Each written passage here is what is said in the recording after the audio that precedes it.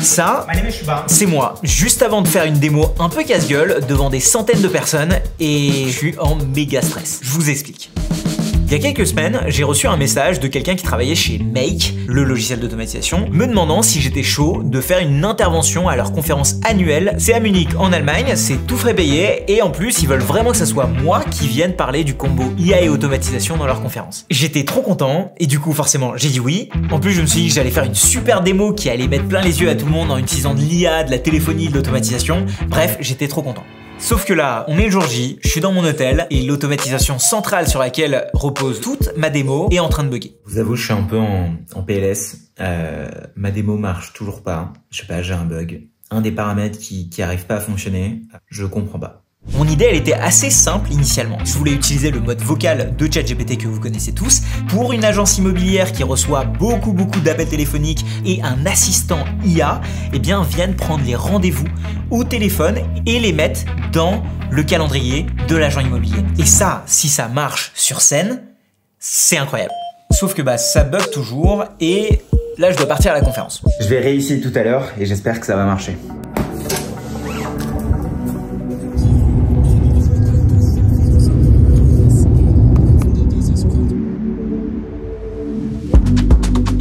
Cette conférence en question, ça s'appelle Waves. C'est la conférence de Make qui a lieu chaque année et j'ai l'impression que là, ils ont un peu sorti le grand jeu. L'endroit était énorme, le programme était fou et il y avait tous les grands noms du monde de l'automatisation. Et tous ces gens-là, ils vont être à ma conférence, sauf que pour l'instant, elle fonctionne toujours pas mon automatisation et donc je suis pas très bien. Heureusement que j'étais pas tout seul, j'avais des gens qui étaient là pour m'encourager. Il y avait notamment Claire NoCode, que vous connaissez peut-être, qui fait du super contenu sur le NoCode. Et il y avait aussi Thibaut, qui travaille avec moi sur ma formation sur Make, qui est certainement une des personnes sur Make les plus balèzes que je connaisse. Et comme dans toute conférence qui se respecte, on commence la journée avec la keynote. Il y a les équipes de Make qui sont venues sur scène nous parler de l'automatisation, de leur vision sur l'IA, et surtout, ils ont annoncé et surtout teasé pas mal de nouveautés assez cool. That's the grab. Bon, ils viennent de sortir un truc de malade. Et ce truc de ouf, c'est Make Grid. Ce que ça permet de faire, c'est de cartographier toutes vos automatisations de votre business et donc de voir aussi quelles sont les dépendances parmi les automatisations. Pour quelqu'un comme moi, par exemple, qui a 50 automatisations qui sont en liste, j'ai parfois du mal à savoir que quand je vais éteindre ou faire bugger une automatisation sans faire exprès, ça va foutre en l'air 4 autres automatisations. Et donc, c'est ça que ça va éviter de faire. Au-delà de ça, en fait, ça va permettre aussi quand les gens vendent des boîtes ou transfèrent leur système d'information d'une personne à une autre, d'avoir une documentation. Et je vous avoue que la manière dont ils l'ont fait, c'est quand même très stylé. Bon, pendant que je suis en train de faire joujou avec Make Grid, mon automatisation, elle marche toujours pas. Du coup, je me suis mis à l'écart un petit peu pour bosser et essayer de voir c'était quoi ce bug. Pour pouvoir mettre en place un petit peu cette démo, ce que j'ai voulu faire, c'est prendre des appels téléphoniques entrants, les connecter à Vapi. Vapi, vous l'avez peut-être déjà vu sur ma chaîne, mais c'est un logiciel qui va nous permettre de gérer tout ce qui est appel téléphonique entrant avec ChatGPT.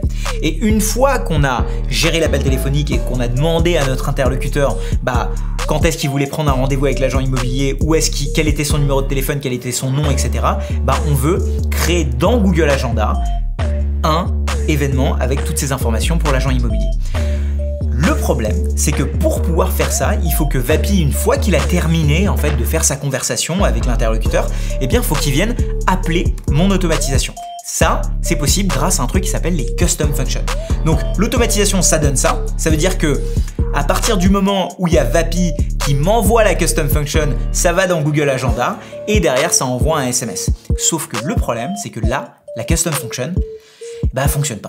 Cet après-midi, j'ai aussi une table ronde que j'anime. J'interviewe la CEO de Tally, Marie, la CEO de Softer, Mariam, et aussi le founder de Flowmondo, qui est une agence, Alistair. Donc ça va être très cool. J'ai préparé des questions pour eux. Ça va être très génial. Et ça, par contre, ça se passe sur la main stage. How are you feeling? Excited. Good. Alistair, how are you feeling? Excited? Tout le monde est un petit peu en train de stresser parce que c'est une grande salle et je vous avoue que moi c'est pas vraiment la table ronde qui me stresse mais plus ma custom function qui fonctionne toujours pas et je sais toujours pas pourquoi. En revanche, j'ai vraiment kiffé cette table ronde. On a parlé pas mal des parcours de tous les fondateurs qui étaient là, de leurs prédictions sur le monde du SaaS, sur le monde de l'IA, sur l'écosystème no-code à l'arrivée de l'IA. Ça m'a pareil donné plein d'idées de business derrière. C'était un moment trop cool. Bon. je me suis un peu mis à l'écart de la conf. Je viens de tester là et ça marche, donc je suis trop content. Je sais pas exactement ce qui faisait que ça buguait. En fait si, je sais exactement ce qui buguait. En fait j'avais fait une copie de mon scénario, mais sauf qu'en faisant la copie, Make a, sans faire exprès, changé le lien de mon webhook. C'était plus du tout le même. Donc Vapi m'envoyait de l'information, mais pas du tout vers ce scénario, il l'envoyait vers une copie. J'avais essayé de reconstruire le scénario, de refaire des copies, et en fait ça marchait pas, je comprenais pas. En fait ça marchait une fois sur deux, et vu que j'avais 15 onglets d'ouvert, je me suis certainement planté à ce moment-là, quoi. Et maintenant j'ai plus qu'à prier pour que dans les 30 prochaines minutes, bah ça fonctionne. Bon, on est en train de faire les tests là. Petit stress. Bon, là, il y a la pression qui monte, là. Je suis pas tout à fait serein, je vous avoue.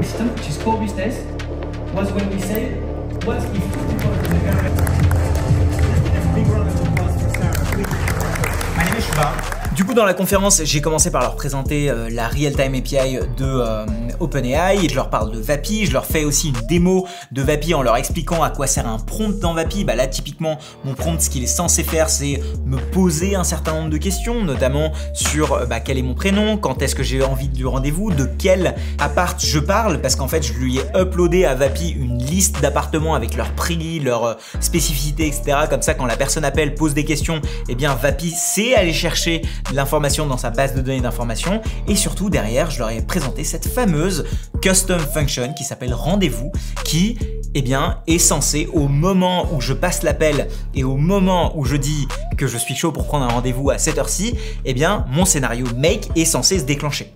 Et là arrive enfin le moment de la démo où je suis en train de parler à mon agent. Hi, how can I help you?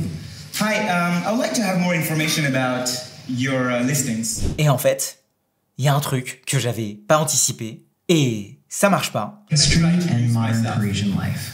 It features a cozy balcony. Il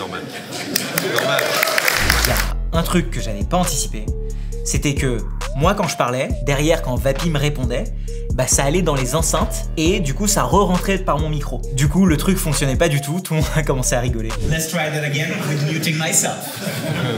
Je fais une pirouette, donc à chaque fois que je parle, je me unmute et dès que je parle plus, je clique vite sur mute. Et là, à ce moment-là précis, mon cœur est en train de battre très très fort. Le moment fatidique arrive. We can schedule a viewing at either 11 a.m. or 2 p.m. Which one works better for you? 11 a.m. sounds fine, actually. Excellent. Monday, November 25th at 11 a.m. it is. Could you please provide me with your name and phone number for the appointment? My name is Shubham and my phone number is...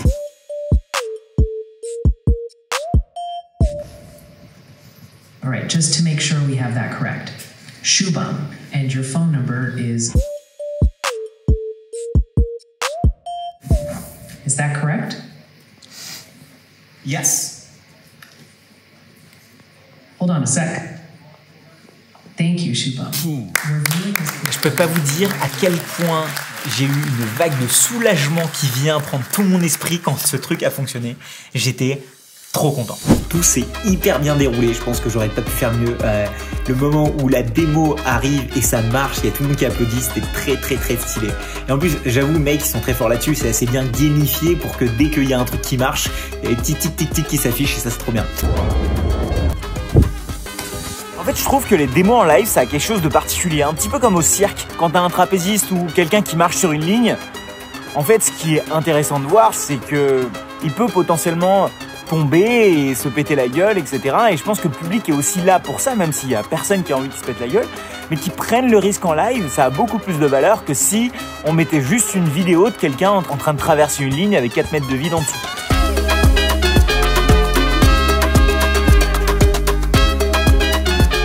Voilà les amis, c'est la fin de ce format, on va dire un petit peu spécial. J'espère qu'il vous a plu, dites-le moi en commentaire. Sinon, ce que je vous propose d'aller voir, si cette partie technique, vous avez envie de la creuser un petit peu, c'est de regarder cette vidéo dans laquelle je fais exactement la même chose, mais sauf que là, à la place des agents immobiliers, eh bien c'est des gens au hasard sur le bon coin. Vous allez voir, elle est vraiment pas mal cette vidéo. Allez, je vous retrouve de l'autre côté.